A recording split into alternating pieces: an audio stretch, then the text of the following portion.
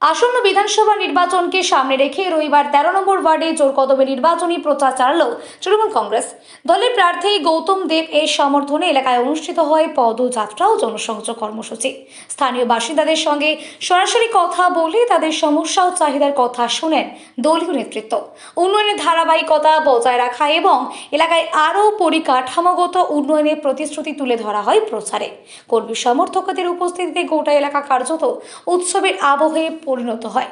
দলীয় সূত্রে জানা যায়, বাড়ি বাড়ি গিয়ে প্রচারের মাধ্যমে সাধারণ মানুষের কাছে পৌঁছানোর ওপর বিশেষ জোর দেওয়া হচ্ছে। পাশাপাশি রাজ্য সরকারের বিভিন্ন জনমুখী প্রকল্পের কথাও তুলে ধরা হচ্ছে প্রচারে। অন্যদিকে বিরোধীদেরও পাল্টা প্রচার অব্যাহত রয়েছে। ফলে শিলিগুড়ি বিধানসভা কেন্দ্র ঘিরে রাজনৈতিক উত্তাপ ক্রমশ বাড়ছে। ভোট যত এগিয়ে আসছে ততই জমে উঠেছে প্রচারের লড়াই।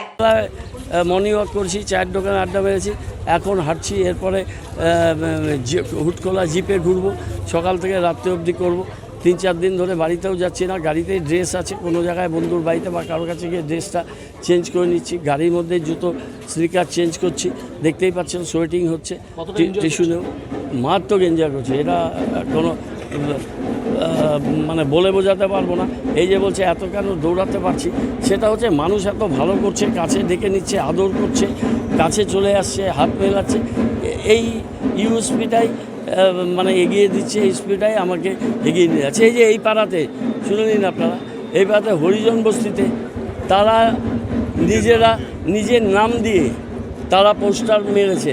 কোনো দিন হয়নি স্বাধীনতার পর, শুনে রাখুন। আমি জানতামও না, আমি কিছু জানিও না, আমি আপ্লুত। এই হরিজন ভাইরা তারা নিজেরা করেছে। হ্যাঁ, তাই এইভাবেই তো বিভিন্ন জায়গাতে প্রচারপত্র নিজেরা করে যাচ্ছে। সোর্স আবার কি মানুষ দিচ্ছে।